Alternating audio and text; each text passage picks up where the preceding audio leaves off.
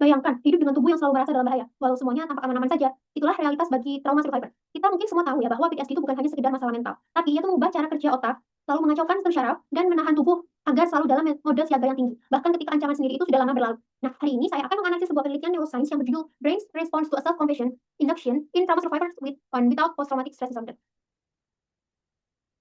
Trauma tidak hanya meninggalkan luka di masa lalu, ia membentuk kembali cara otak dan tubuh berfungsi di masa kini. Dalam beberapa tahun terakhir, terapi berbasis self-compassion dan compassion-based terapi ini telah banyak digunakan untuk pendekatan psikologis modern. Namun, untuk banyak trauma survivors, ajakan ini tuh justru bisa memicu reaksi balik seperti rasa bersalah, kecemasan, bahkan panik. Nah, alih-alih menenangkan, latihan self-compassion ini tuh bisa membangkitkan respons ancaman atau threat response, karena bagi trauma survivors, bersikap lembut pada diri sendiri itu terasa seperti bahaya, seperti membuka pintu pada rasa malu atau ingatan yang menyakitkan bagi mereka. Jadi, dalam penelitian ini, sebenarnya bagaimana otak dan tubuh trauma survivors itu merespons latihan self-compassion, dan apakah respons itu berbeda antara individu tanpa PTSD, dengan gejala ringan, subsindromal PTSD, dan dengan PTSD yang penuh. Nah, penelitian ini menggunakan pendekatan mixed method design yang memungkinkan peneliti membandingkan respons peserta berdasarkan kategori PTSD, sekaligus melihat perubahan yang terjadi sebelum dan sesudah insight compassion ini. Jadi secara keseluruhan, penelitian ini melibatkan 56 penyintas trauma yang telah mengalami peristiwa traumatis minimal 6 bulan sebelumnya. Jadi para peserta ini dikelompokkan berdasarkan tingkat keparahan gejala PTSD yang mereka alami menggunakan skala PTSD checklist civilian version. Jadi berdasarkan skor tersebut, peserta dibagi ke dalam 3 kelompok yang berbeda. Di antaranya, yang pertama adalah kelompok tanpa PTSD atau non PTSD, lalu yang kedua ada kelompok sindroma PTSD atau SPTSD, dan kelompok full PTSD. Jadi seluruh peserta ini telah mengalami minimal satu peristiwa traumatis sesuai definisi di DSM-5. Lalu prosedur penelitian ini dilakukan dalam beberapa tahapan yang terstruktur. Jadi eksperimen dimulai dari pengisian SRR1 atau Self-Report Visual Analog Skills yang mengukur bagaimana kondisi psikologis awal peserta sebelum latihan dimulai. Lalu setelah itu, peserta memasuki fase rest atau baseline 1 selama 1 menit. Nah, pada tahap ini tuh peserta diminta berada di dalam kondisi rileks tanpa melakukan aktivitas mental tertentu. Jadi selama fase ini tuh, alat EEG ini tuh mulai merekam aktivitas fisiologis dasar pesertanya. Lalu setelah itu, masuk ke SRR2, yaitu memberikan laporan subjektif mengenai kondisi psikologis mereka tepat sebelum latihan dimulai. Jadi langsung lanjut ke rest atau baseline kedua selama 1 menit. Nah, baseline itu berfungsi untuk memastikan bahwa kondisi fisiologis peserta itu sudah stabil sebelum memasuki bagian inti eksperimen.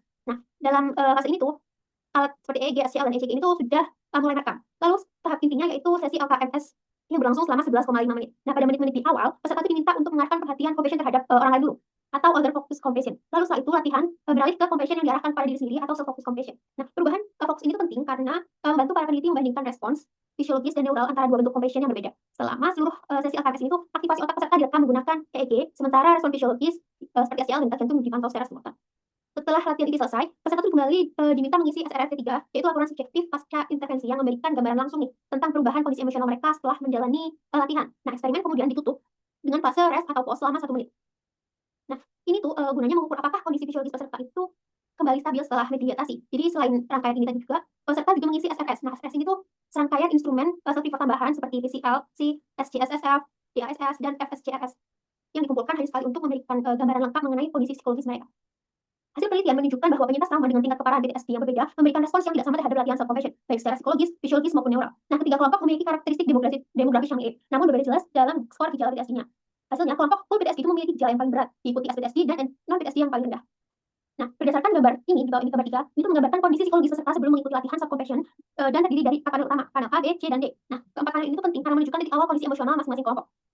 Nah, pada panel A itu terlihat perbedaan tingkat gejala PTSD berdasarkan skala Visual-C. Nah, kelompok FPTSD itu memiliki skor yang paling tinggi, menandakan gejala PTSD yang paling parah, diikuti oleh SPTSD yang berada di tengah, sementara PTSD itu memiliki skor yang lebih rendah. Lalu pada panel B menunjukkan tingkat trait self-compassion, yaitu menunjukkan kemampuan seseorang bersikap self-compassion dalam kondisi normal. Hasilnya menunjukkan bahwa kelompok PTSD itu memiliki tingkat self-compassion tertinggi, jadi menggambarkan kemampuan mereka untuk bersikap lebih lembut dan penuh pengertian terhadap diri sendiri. Sebaliknya, kelompok SPTSD dan full PTSD itu memiliki tingkat self-compassion yang jauh lebih rendah, yang berarti mereka itu cenderung bersikap keras dan kritis terhadap diri mereka sendiri sejak awal sebelum intervensi didikan. Lalu pada panel C, ini memperlihatkan skor depresi, kecemasan, dan stres. Kelompok full PTSD itu kembali menunjukkan tingkat yang paling tinggi dibandingkan kelompok-kelompok lain. Jadi menunjukkan beban emosional negatif yang lebih berat.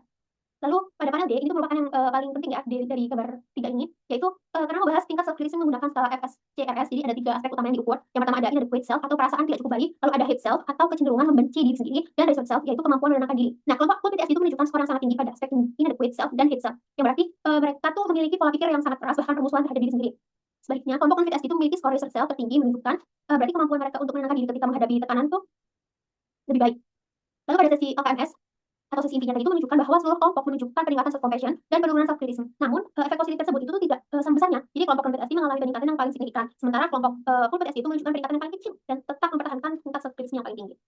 Nah, pada gambar ini, gambar 4, pada bagian pertama dari grafik ini itu terlihat bahwa self-compassion itu meningkat pada semua kelompok setelah latihan. Jadi kelompok non-PTSD mengalami peningkatan yang paling besar. Jadi menunjukkan bahwa individu yang tidak tidak memiliki gejala PTSD itu mampu menerima dan merespons latihan self-compassion dengan lebih efektif. Nah, peningkatan self-compassion pada kelompok SPTSD juga terlihat meskipun tidak sebesar kelompok non-PTSD. Sementara itu, kelompok full PTSD menunjukkan peningkatan yang jauh lebih kecil dibandingkan dua kelompok lainnya. Temuan ini menggambarkan bahwa meskipun latihan ini mampu meningkatkan rasa self-compassion secara umum, efektivitas itu berkurang secara signifikan pada individu yang memiliki gejala PTSD yang lebih berat. Pada bagian kedua, grafik ini mengenai self-criticism. Terdapat pola penurunan yang tampak pada ketiga kelompok setelah latihan. Penurunan ini menandakan bahwa sesi LKFC tadi itu secara umum dapat membantu mengurangi kecenderungan peserta untuk mengkritik atau menyalahkan diri sendiri. Namun demikian, tingkat penurunan ini berbeda antar kelompok. Jadi kelompok non-PTSD menunjukkan penurunan yang paling konsisten dan lebih signifikan. Kelompok SPTSD juga mengalami penurunan, namun tidak sedalam kelompok non-PTSD. Sementara kelompok PTSD meskipun terdapat sedikit penurunan self-criticism, tingkatnya itu tetap jauh lebih tinggi dibanding dua kelompok lainnya. Jadi dengan kata lain, meskipun latihan singkat itu mampu meredakan kecenderungan self-criticism pada kelompok dengan PTSD berat, nah tapi perubahan tersebut tidak cukup besar untuk menggeser pola kognitif negatif yang telah lama tertanam. Jadi secara keseluruhan, pada gambar 4 itu menggambarkan bahwa latihan self-compassion singkat seperti LKMS dapat memberikan efek positif berupa peningkatan self-compassion dan penurunan kritik pada seluruh kelompok. Tapi manfaatnya tidak merata. Individu dengan gejala PTSD yang lebih ringan atau tidak adanya gejala PTSD itu mendapatkan dampak yang lebih besar, sedangkan individu dengan PTSD yang berat menunjukkan respons yang paling lemah. Baik, lalu pada gambar 7 ini menampilkan hasil analisis microstate EEG yang menggambarkan bagaimana dinamika aktivitas otak peserta berubah selama sesi loving kindness meditation for himself atau LKMS.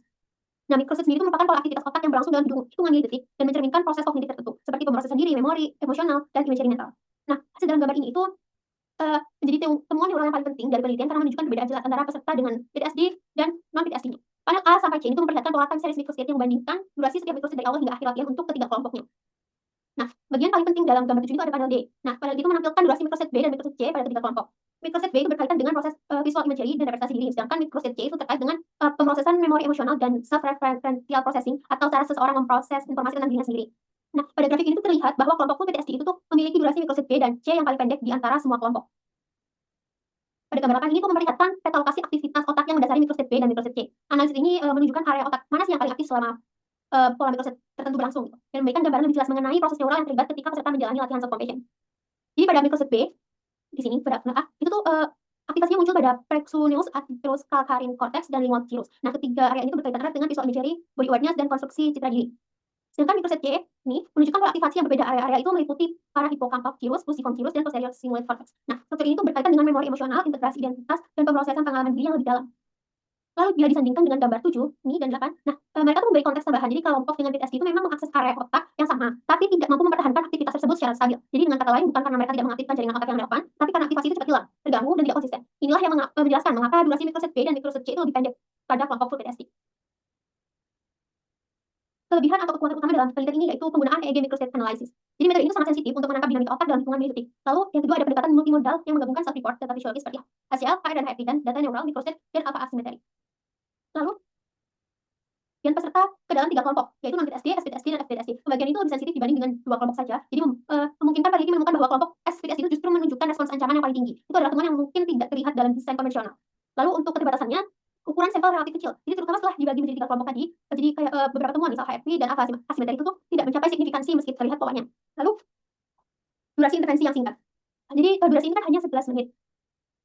Hanya 11 menit dalam satu sesi membuat penelitian itu hanya menangkap respons awalnya saja, bukan efek jangka panjang dari self-compassion-nya. Jadi lalu yang terakhir itu adalah penggunaan instruksi audio yang sama untuk semua peserta. Nah, ini tuh membuat penelitian ini kurang mencerminkan fleksibilitas pendekatan compassion-nya dalam praktik klinis yang biasanya bersifat personal dan adaptif. Implikasinya, temuan penelitian ini memiliki implikasi penting bagi pemahaman teoritis, metodologis, dan praktik klinis dalam bidang neuroscience dan psikologi trauma. Pada implikasi teoritis, hasil penelitian ini tuh self-compassion bukanlah pengalaman emosional yang universal dan netral. Jadi pada individu tanpa PTSD, latihan ini tuh bekerja sebagai sumber ketenangan. Namun pada trauma survivors, terutama kelompok subsindromal dan full PTSD itu tuh latihan self-compassion justru memicu reaktivitas ancaman yang kuat. Lalu pada temuan penelitian ini juga menguatkan teori compassion backdraft dan menegaskan bahwa latihan compassion itu melibatkan sistem neural yang sangat sensitif terhadap pengalaman trauma masa lalu.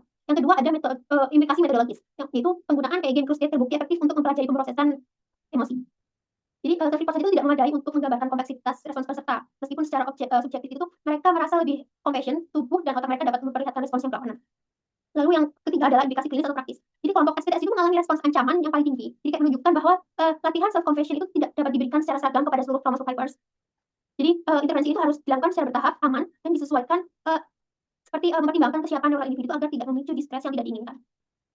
Penelitian ini tuh mengingatkan kita bahwa penyembuhan itu tidak pernah berlangsung dengan cara yang sama bagi setiap orangnya. Jadi bagi sebagian individu, self-compassion itu adalah ruang yang aman. Namun bagi penyintas trauma, ini tuh perjalanan menuju ke bagian diri sendiri itu malah bisa menjadi medan yang penuh tantangan gitu ya. Antara dia ingin pulih, tapi tubuhnya itu masih menyimpan memori yang bahaya gitu. Jadi dengan memahami bagaimana otak dan tubuh bereaksi, kita tidak hanya melihat data, tapi melihat manusia di balik itu seperti apa. Terima kasih telah menyimak. Semoga pengetahuan ini bisa membantu kita lebih peka sebagai praktisi, peneliti maupun sesama manusia yang ingin ikut menyembuhkan.